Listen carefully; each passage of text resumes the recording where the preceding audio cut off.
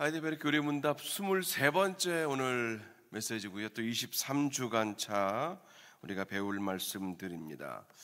우리가 지난 제7주일부터 22주일까지 꽤 긴 기간 동안 사도신경을 배웠습니다. 이제 오늘 59문답에서는요.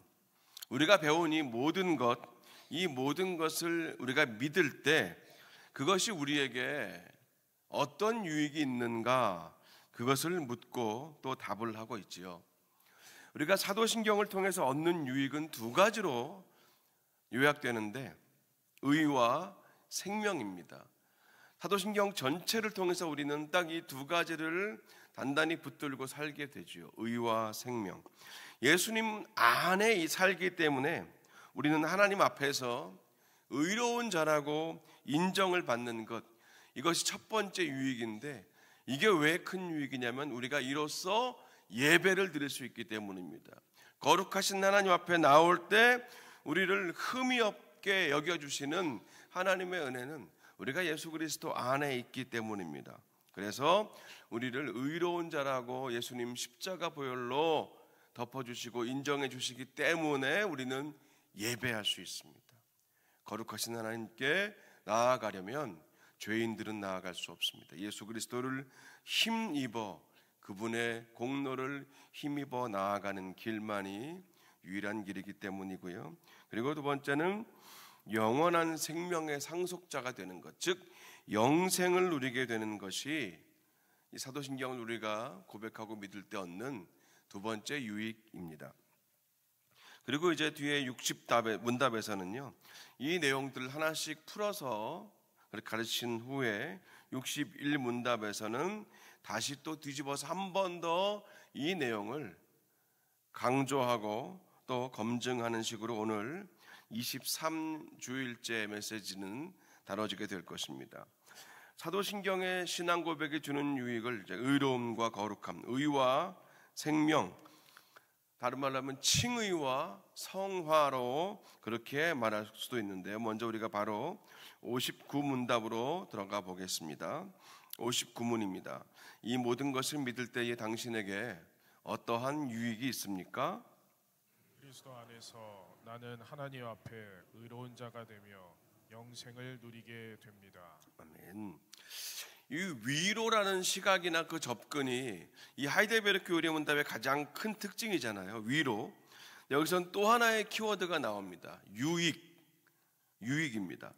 물론 우리는 유익을 얻으려고 믿지 않아요. 유익을 얻으려고 믿지 않아야 합니다. 우리의 믿음은, 우리의 신앙생활은요 어떤 대가나 보상을 바라지 않아야 합니다. 다른 말로 하면 대가나 보상이 우리의 신앙생활의 출발점이 되면 큰일 납니다. 어떤 목적을 위해서 믿는 것이 아니죠. 그래야 실망하지 않습니다. 그래야 배신하지 않습니다. 대가와 목적은 우리의 믿음의 목표가 아닙니다. 한 번도 그랬던 적이 없고 앞으로도 그래야 합니다. 물론 우리가 일반적으로 이민사회에서 많이 하는 말들이 몇 가지가 있는데요. 처음으로 이민 와서 공항에 내렸을 때 라이드 해준 그 사람의 직업을 따라가는 경우가 많다는 말도 있고, 동시에 또 반대로 그 사람과의 관계는 그리 오래가지 못한다. 처음 만난 인연과의 관계는 반드시 틀어지더라. 이게 꼭 그런 건 아니지만 대체로 그랬기 때문에 아마 그런 말들이 있는 것 같아요. 관계가 오래 가려면요 대가나 보상이 없어야 됩니다. 기브 앤 테이크가 관계 안에 끼어버리면 서운함과 멀어짐이 반드시 찾아오게 됩니다. 내가 당신에게 이렇게 잘해 주었는데 어떻게 나에게 이럴 수 있습니까? 내가 10을 주었으면 1은 돌려받아야죠. 이런 마음들, 이게 당연한 것처럼 보이지만 이런 대가나 보상을 바라는 마음과 태도는 건강한 관계를 만들 수 없지 않습니까? 그래서 우리가 흔히 하는 말처럼 도움받은 것은 최대한 나는 오래 기억하고 내가 누구를 도와준 것은 빨리 잊어야 한다는 거죠. 이 마음으로 모두가 살면 사실은 굉장히 건강한 모습이 되지 않겠습니까? 근데 이런 원리가요 단순히 사람과 사람 관계뿐 아니라 하나님과 사람 사이에서도 마찬가지입니다. 사도신경은 우리의 믿음의 근원과 근거, 그리고 가장 중심이 되는 성부, 성자, 성령 삼위 하나님을 향해 있는 고백이지요. 사도신경은 그 삼위 하나님을 향한 고백입니다. 우리의 이 믿음은 뭘 바라고 믿는 것이 아니고 뭘 얻기 위해서 믿으면 안 됩니다. 그냥 우리는 이렇게만 알고 있었는데요, 오늘 이 59문답은 뜬금없이 사도신경을 믿을 때 어떤 유익이 있냐고 묻고 있는 거예요. 그러니까 배운 것으로 끝나는 게 아니라 그 배운 것이 나한테 어떤 의미가 있고 어떤 유익이 있는지를 한 번 더 점검하는 질문이라고 우리가 그렇게 볼 수 있습니다. 서두에 두 가지 유익을 말씀드렸잖아요. 의와 생명. 하나씩 조금 더 살펴보겠습니다. 예수님은 우리를 의롭게 하셨어요. 이 부분은 바로 이어지는 이제 60문답에서 자세히 다루게 되겠지만, 기본적으로 우리의 죄를 대속하신 예수님의 그 십자가 죽음은 하나님의 모든 의로우심을 만족시켜 주셨고 충족시켜 주셨습니다. 충분하게 하셨습니다. 죄인들이 져야 될 그 저주와 죽음, 영원한 형벌을 예수님이 십자가에서 단번에 영원한 효력을 가지고 모두 다 져주셨기 때문에 그 십자가 은혜를 믿기만 하면 그 모든 믿는 자들을 하나님은 의롭다고 여겨주시지요. 실제로 우리가 의로워졌기 때문에, 아니면 우리가 정말 의롭기 때문에 의롭다고 하시는 게 아니라, 여전히 우리는 의롭지 않지만 예수님 안에 있기 때문에, 예수님으로 빈틈없이 덮여 살고 있기 때문에 하나님이 보실 때 우리의 모습이 아니라 우리를 완전하게 덮어주신 그 예수님만 보시고 의롭다라고 하시는 겁니다. 예수님으로 완전히 덮여 사는 것, 그것을 그리스도인의 성화, 우리의 신앙생활의 방향으로 삼아야 하는 것이겠죠. 우리가 사도신경을 이렇게 믿고 고백할 때 하나님 앞에서 예수님 안에 있기 때문에 의로운 자가 된다. 이게 반대로 말하면, 예수님 밖에 있으면, 교회는 열심히 다녀도 예수님 밖에 있으면, 좀 더 심하게 말하면 예수와 상관없이 살고 있으면 어떤 수단과 방법을 써도, 아무리 뭘 많이 하고 뭘 노력을 해도 하나님 앞에서는 의로운 자가 될 수 없습니다. 예수님 없이는 우리는 의로울 수 없습니다. 그래서 영원토록 우리의 믿음과 찬송은 예수님의 십자가로 계속 향해 있을 수밖에 없는 거예요. 내가 예수님 안에 있는가를 끊임없이 우리가 질문하고 끊임없이 고백하는 것이 이 땅에서 우리가 마땅히 고백해야 될 찬송과 우리의 믿음의 고백인 것이죠. 그래서 보혈의 찬송, 예수 그리스도의 십자가를 노래하는 것은 아무리 많아도 전혀 지나치지 않은 것입니다. 이렇게 의롭다 하심을 입은 의로운 자들은 영원한 생명을 얻고 영생을 누리게 되죠. 요한복음 17장 3절은 말합니다. 함께 읽습니다. 영생은 곧 유일하신 참 하나님과 그의 보내신 자 예수 그리스도를 아는 것이니이다. 아멘. 우리가 생명이라는 것을 우리가 정의할 때요, 생명이 무엇이냐, 생명. 신학적으로 생명을 정의할 때 두 가지 단어를 늘 기억해야 합니다. 이 생명을 우리가 신학적으로 정의를 내린다면 반응과 소통이에요. 반응과 소통이 신학적인 정의로 볼 때 생명의 정의입니다. 상호 간에 반응하고 서로 간에 소통을 할 때 우리는 그것을 생명이라고 합니다. 살아있어야 반응하죠. 그리고 살아있어야 소통합니다. 이 반응과 소통이, 이 땅의 사람들은 예수 안 믿으면 죽으면서 끝나지요. 죽음과 동시에 모든 반응과 소통은 끝나는데, 이것이 영원까지 이어지는 것, 그것을 우리가 영생이라고 부르고 믿는 이들에게 주신 가장 큰 축복인 것입니다. 반응과 소통이 영원까지 이어지는 것이 영생입니다.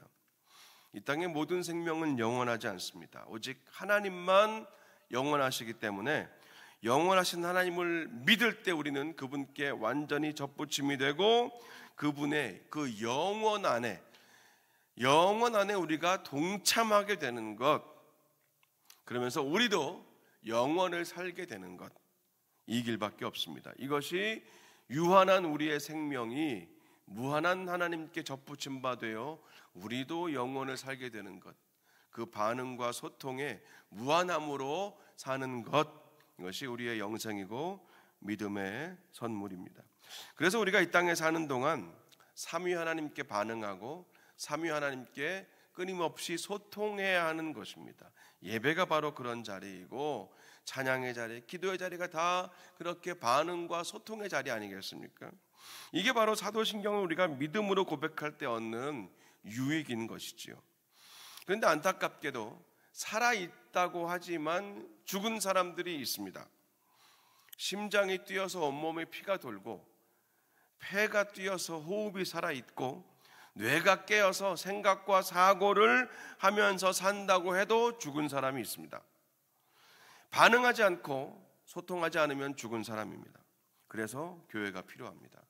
교회는 이 땅에 사는 동안 하나님 나라, 그 영원한 생명을 이미 경험하는 공간이고 그런 자리, 공동체입니다.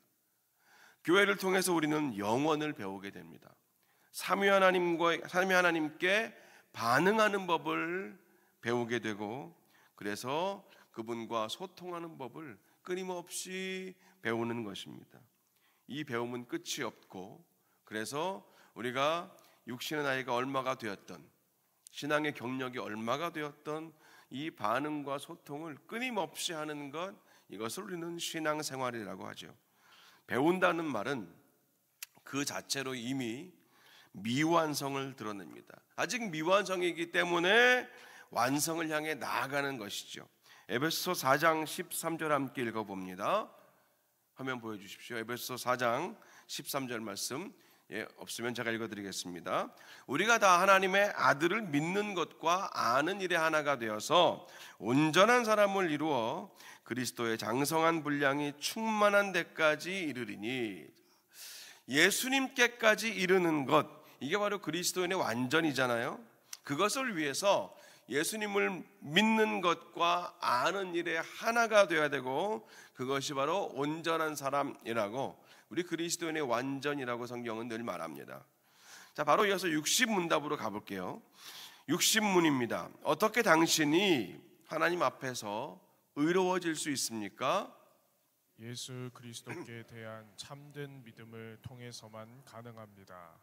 비록 내 양심이 내가 하나님의 모든 계명을 심각하게 범하였다고, 그 계명 중 하나도 지키지 못했다고 정죄하고 아직도 죄로 향하는 성향을 지니고 있다고 정죄할지라도, 내 자신이 아무런 공로가 없어도 하나님의 은혜로 말미암아 마치 내가 죄 지은 적이 없고 죄인이지도 않았던 것처럼 하나님께서는 나를 인정해 주셨습니다. 하나님께서는 그리스도의 완전한 속죄, 의로움과 거룩함을 나의 것으로 인정해 주셨습니다. 이제 내가 해야 할 것은 믿는 마음으로 하나님의 선물을 받아들이는 것입니다. 아멘. 네. 이 60문답은 59문답의 겁니다. 먼저 우리가 하나님 앞에서 의롭다 여김을 받고 의롭게 되는 것은 당연히 예수 그리스도께 대한 참된 믿음을 통해서만 가능하다고 다시 한번 선언하고 있죠. 다른 길 없습니다. 다른 이름도 없고 다른 방법도 없습니다. 사도행전 4장 12절이 그것을 선포하고 있죠. 함께 읽습니다. 다른 이로서는 구원을 받을 수 없나니 천하 사람 중에 구원을 받을 만한 다른 이름을 우리에게 주신 일이 없음이라 하였더라. 아멘. 참고로 23번째 하이델베르크 문답 중에서 오늘 화면이 제일 시원하게 잘 보이시죠? 이렇게 계속했으면 좋겠습니다. 너무 아주 그냥 뚜렷하게 잘 보입니다. 네. 자, 이것이 우리의 흔들리지 않는 믿음의 근거예요. 오늘도 우리를 붙들어주는 믿음의 확신입니다. 이제 60답에서는요, 먼저 우리의 양심, 이 양심을 의인화를 시켜 놓아요. 그러니까 우리의 양심을 우리와 잠깐 따로 떼어서 지금 그림을 그려보셔야 됩니다. 우리의 양심이 지금 하나님의 재판정, 하나님이 재판장으로 계시는 하나님의 재판정 안에서 우리의 양심이 우리 스스로를 고발하고 고소하는 그런 세 가지 내용을 다루고 있거든요. 첫 번째, 우리의 양심이 고소하는 것은 우리가 하나님의 계명을 다 어겼다고, 모두 다 어겼다고 고소합니다. 하나님의 재판정 앞에 설 때 어느 누구도 우리는 우리의 무죄를 주장할 수 없습니다. 그래서 개혁주의 신학자인 R.C. 스프롤은 우리는 죄를 범하기 때문에 죄인이 아니고 죄인이기 때문에 죄를 범할 수밖에 없다는 이 유명한 말을 했던 것이죠. 이 한계와 절망이 단단한 자아를 깨지게 하고 내가 하나님 앞에 완전한 죄인이라는 이 사실이 그 깨진 자리에 복음이 들어갈 수 있도록 하는 우리의 낮아짐입니다. 둘째로 우리의 양심이 고소하는 건요, 우리가 하나님의 계명 가운데서 단 하나도 지키지 못했다는 것을 고소한다는 거예요. 이게 앞의 말과 비슷해 보이지만 자귀의 죄와 부자귀의 죄를 말하는 것이죠. 즉 자귀는 하는 것, 그리고 부자귀는 하지 않는 겁니다. 하지 말아야 할 것을 한 것도 죄지만 해야 할 것을 하지 않은 것도 하나님 앞에서는 죄가 되기 때문에 자귀의 죄와 부자귀의 죄 모두 다 분명히 하나님 재판정 안에서는 죄가 됩니다. 하나님 앞에서는 그렇다는 거예요. 그래서 나는 최선을 다해서 이웃을 사랑하려고 했다. 일생 살면서 수십 년 동안 보이지 않게 많은 선행을 베풀었고 최선을 다해서 하나님이 미워하시는 일은 하지 않으려고 애썼다라고 반론할 수도 있겠지만 완전하신 하나님 앞에서는 그 인간 어느 누구도 자신의 무죄를 끝까지 주장할 수 없다는 겁니다. 그리고 세 번째로 우리의 양심이 우리를 고소하고 고발하는 내용이 뭐냐면 여전히 우리는 하나님 앞에서 볼 때는 끊임없이 죄로 향하는 성향을 가지고 있다는 겁니다. 베드로서 2장 22절을 함께 봅니다. 함께 읽습니다. 참된 속담에 이르기를 개가 그 토하였던 것에 돌아가고 돼지가 씻었다가 더러운 구덩이에 도로 누웠다 하는 말이 그들에게 응하였도다. 아멘. 이 땅에 사는 동안요, 우리가 여전히 죄를 향하고 죄를 즐겨하고 죄를 사랑하고 죄를 두려워하지 않고 죄를 부끄러워하지 않는 그런 성향이 있다는 것, 이것이 우리 양심의 세 번째 고발입니다. 근데 바로 그 자리에서 이 양심이 우리를 고소하는 그 자리에 하나님의 은혜가 나오는 거죠. 60답의 두 번째 단락이 그것을 말하는 겁니다. 아무리 우리 양심이 이 세 가지를 고소한다고 해도 하나님이 우리를 인정해 주셨다는 거예요. 인정해 주셨다는 말은 앞서 계속 반복한 표현인 여겨주셨다는 겁니다. 여겨주심.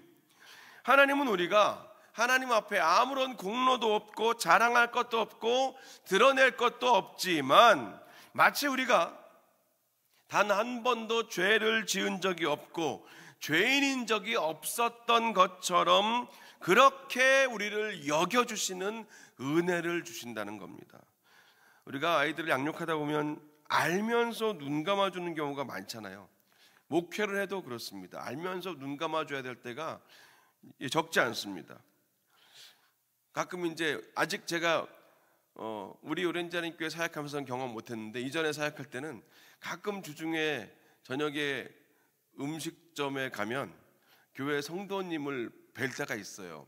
그래서 반가워서 이렇게 그 자리로 가다 보면 그 테이블 위에 놓인 소주병들을 보고 얼른 돌아서 그 가게를 나갔던 적이 여러 번 있습니다. 서로 민망하잖아요. 예, 물론 뭐 쿨하게 한잔 하시네요 이럴 수 있겠지만 그래도 왠지 좀 아직은 거기까지 못 나가겠더라고요. 그래서 몇 번 그냥 돌아섰던 적이 좀 기억이 납니다. 뻔히 보이지만 그냥 못 본 척 해주고 뻔히 다 알고 있는데 그냥 모르는 척 해주고 뻔히 나타나 있지만 안 보이는 척 해줄 때가 우리가 살면서 얼마나 많은가 하는 겁니다. 그냥 이거는요, 무책임하게 넘어간다는 그런 것보다는 저는 하나님의 마음으로 그냥 기회를 주고 그냥 기회를 열어주는 것, 전 그렇게 늘 생각을 해요. 왜냐하면 하나님이 저를 얼마나 많이 눈 감아 주셨는가, 하나님이 저를 얼마나 많이 봐주셨는가, 하나님이 저를 얼마나 많이 기다려 주셨는가를 생각하면 쉽게 정죄하고 지적하는 게 참 만만치는 않더라고요. 전 이 하나님의 은혜가 반드시 예수님을 통해서 우리에게 나타남을 늘 확인하며 삽니다. 예수님을 통해서 나타난다는 말을 이 앞선 그 재판정의 장면으로 돌아가 보면서 한 번 더 확인해 보면은요, 하나님이 재판장의 자리에 앉아 계시고 우리는 피고석에 앉아 있고 우리의 양심은 인격이 되어서 검사석에 지금 앉아서 우리를 고소하고 있습니다. 한 명이 빠졌지요. 제4의 인물, 제4의 포지션, 변호사입니다. 우리의 변호사가 되시는 분이 예수님이라는 거지요. 예수님의 속죄하심과 의로우심과 거룩하심은 십자가에서 모두 다 나타났기 때문에, 다 완성되었기 때문에 우리가 십자가 예수 그리스도를 믿기만 하면 예수님은 우리의 변호사, 하나님의 그 엄위한 재판정 안에서 우리를 덮어주시고 감싸주시는 변호사가 되신다는 거예요. 최고의 증인이 되신다는 겁니다. 때로는 우리 양심의 소리가 우리를 죄책감으로 끌고 갈 때가 왜 없겠습니까? 율법의 두꺼운 법전이 우리를 계속 짓누를 때가 왜 없겠습니까? 하지만 그때마다 우리가 예수 그리스도를 바라보기만 하면, 노수로 만든 장대 위에 놓인 그 노뱀을 바라보기만 하면 누구나 구원 얻었던 것처럼 우리가 그렇게 눌리고 죄책감에 끌려다니다가도 끊임없이 예수 그리스도 십자가를 바라볼 때 다시 또 우리는 자유케 되고 예수님은 우리의 변호사가 되시는 거죠. 예수님 말씀은 이런 게 아니겠습니까? 하나님, 제가 책임지겠습니다. 율법으로는 죄인이고 거룩하신 하나님 앞에서는 단 하나도 내세울 거 없고 자랑할 거 없는 사람이지만 이 사람의 죄의 값은 제가 이미 다 지불했습니다. 지금 이 사람이 입고 있는 옷을 잘 보시기 바랍니다. 자기 옷이 아닙니다. 지금 제가 입은 이 의로움의 옷과 똑같은 옷을 입고 있지 않습니까? 하나님, 제가 그래서 이 사람은 책임지겠습니다. 저에게 속한 사람, 제 사람입니다. 저와 함께 십자가에 못 박힌 사람이고 저와 함께 죽음에서 부활한 사람입니다. 예수님의 이 변호를 듣고 하나님은 여전히, 그리고 앞으로도 죄인일 수밖에 없는 저와 여러분을 의롭다고 여겨주시고 죄 없다고 선언해 주십니다. 이것이 은혜입니다. 우리의 양심의 소리보다 예수님의 목소리가 더 크고 우리의 죄악보다 예수님의 십자가가 더 높습니다. 우리의 약함보다 예수님은 더 약해지셨기 때문에, 우리의 억울함보다 예수님은 더 억울함을 당하셨기 때문에, 우리의 답답함과 우리의 막막함보다 예수님은 더 힘든 시간을 보내셨기 때문에 우리가 아무리 약해지고 병에 걸리고 아무리 절망스러워도 예수님은 다 이해하신다는 거죠. 이것을 우리가 은혜라고 하지 않습니까? 죄인이 무죄 판결을 받으면 세상 법정에서는 그건 불법이고 범죄입니다. 그러면 안 되지요. 그런데 하나님의 법정에서는 예수님이 변호사가 되시는 한 죄인이 무죄 판결을 받는 것을 은혜라고 합니다. 우리가 살면서 가끔 어떤 상황에서 어떤 사람들에게 다 알면서도 그냥 참아주시는 그런 고마움을 느낄 때가 있잖아요. 저분이 내 이 부족함, 연약함 다 아실 텐데 그냥 이렇게 티를 안 내시고 또 이렇게 덮어주시네. 우리 그런 어른들, 또 그런 나이와 상관없이 그런 성숙한 분들을 만날 때가 있지 않습니까? 전 여러 번 기억나요. 근데 그것과는 비교할 수 없는 영원한 죽음에서 영원한 생명으로 옮겨진 일, 그것이 바로 우리가 예수님을 믿음으로 받은 하나님의 의롭다 하심, 의롭게 여겨주심입니다. 그래서 이제 우리 할 일은 이 여겨주심의 놀라운 선물을 우리의 마음으로 인정하고 입으로 시인하면서 믿음 안에 사는 일뿐이지요. 이제 마지막 61문답으로 가봅니다. 왜 믿음으로만 의로워질 수 있다고 말합니까? 내 믿음이 가치를 가지고 있어서 그것으로 하나님을 만족시키는 것이 아닙니다. 오직 그리스도의 속죄, 의로움, 그리고 거룩함이 하나님 앞에서 나를 의롭게 만들어줍니다.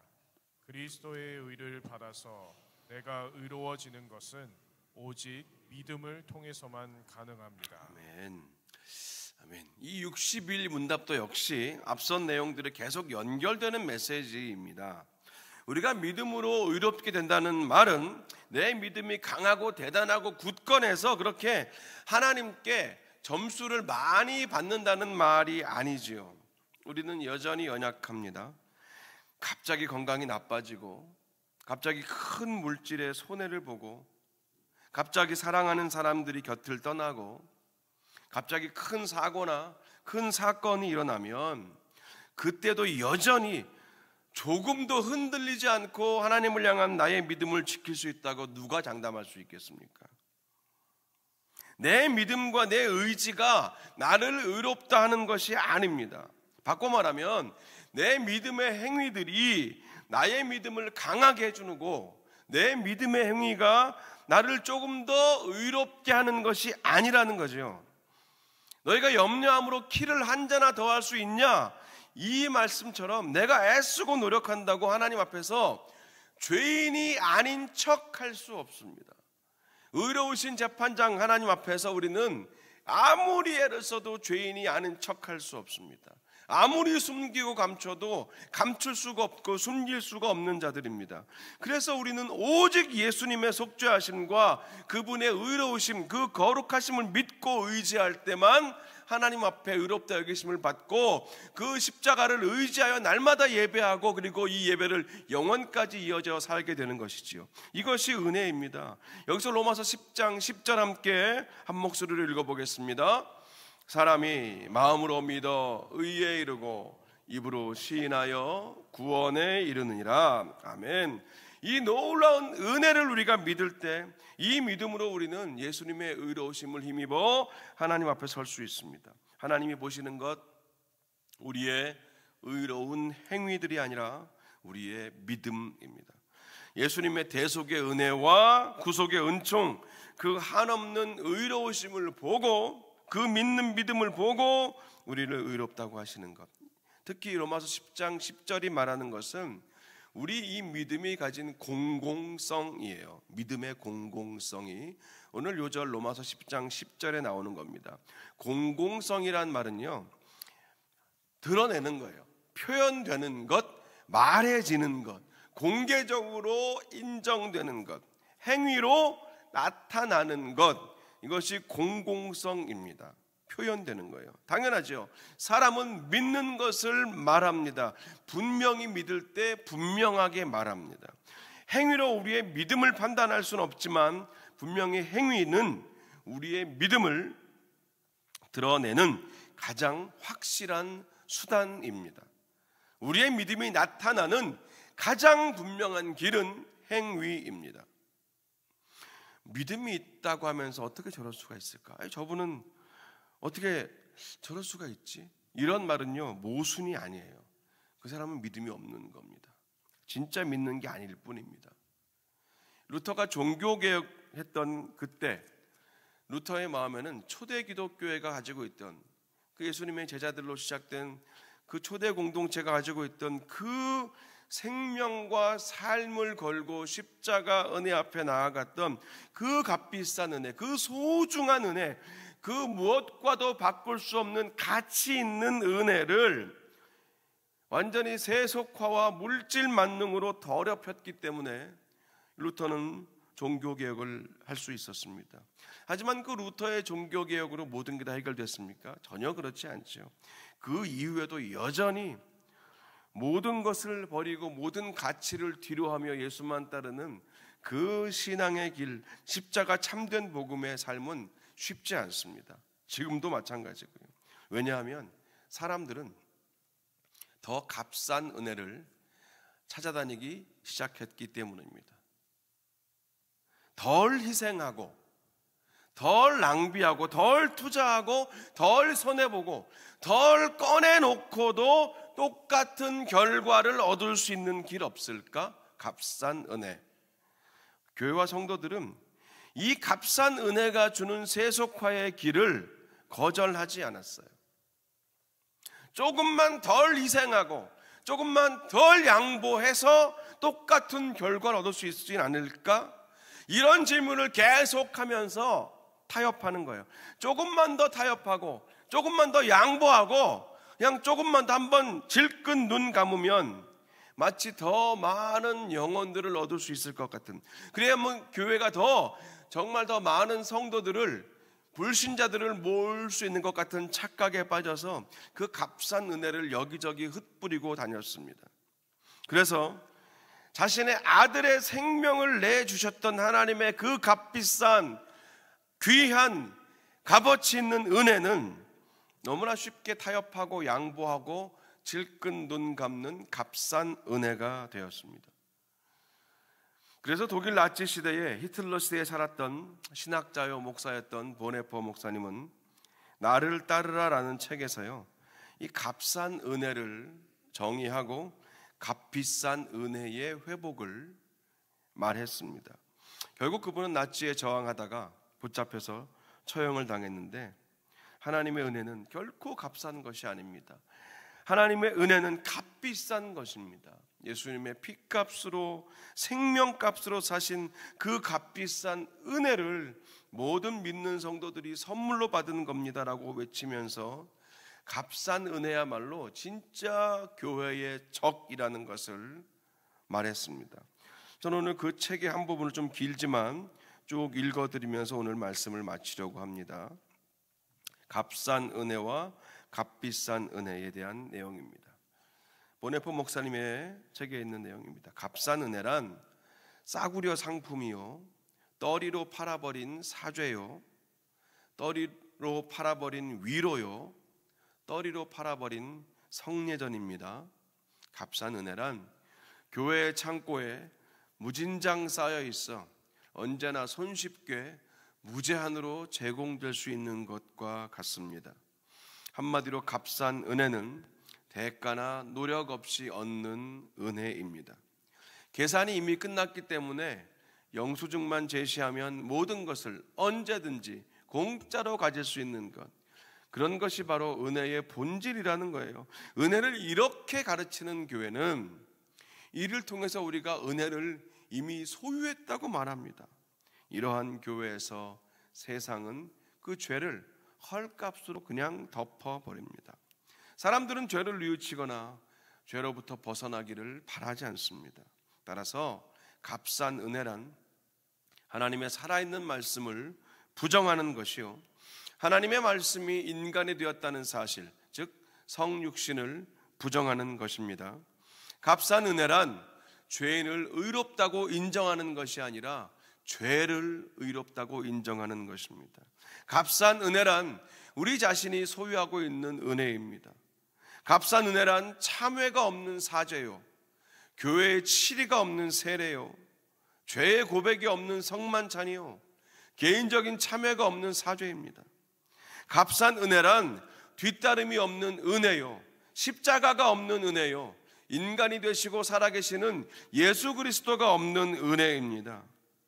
은혜가 값비싼 까닭은 주님이 인간의 생명을 대가로 치르셨기 때문이요, 인간에게 생명을 선사하기 때문입니다. 은혜가 값비싼 까닭은 죄를 나무라고, 죄인을 의롭다고 인정하기 때문입니다. 은혜가 값비싼 까닭은 무엇보다도 은혜가 하나님에게 값비싼 것이기 때문이요, 은혜를 위해 하나님이 아들의 생명을 대가로 치르셨기 때문이요, 하나님에게 값비싼 것이 우리에게는 값싼 것이 될 수 없기 때문입니다. 그것이 은혜인 까닭은 하나님이 자신의 아들을 귀하게 간직해 두지 않으시고 우리를 위해 주셨기 때문입니다. 값비싼 은혜란 하나님이 인간이 되셨다는 것입니다. 기도하겠습니다. 오 주님, 이 귀하고 값비싼 은혜를 우리가 얼마나 소홀히 여기고 아무렇지도 않게 여기는지 회개합니다. 이 소중한 은혜를, 하나님의 아들의 생명값으로 주신 은혜를 값싼 은혜로 치부하며 사는 어리석음과 그 경홀함이 없도록 주여 오늘 이 자리에 함께 모인, 그리고 함께 있는 처소에서 함께 이 말씀을 받는 사랑하는 주의 백성들 그렇게 살게 하여 주시옵소서. 예수님의 이름으로 기도합니다. 아멘.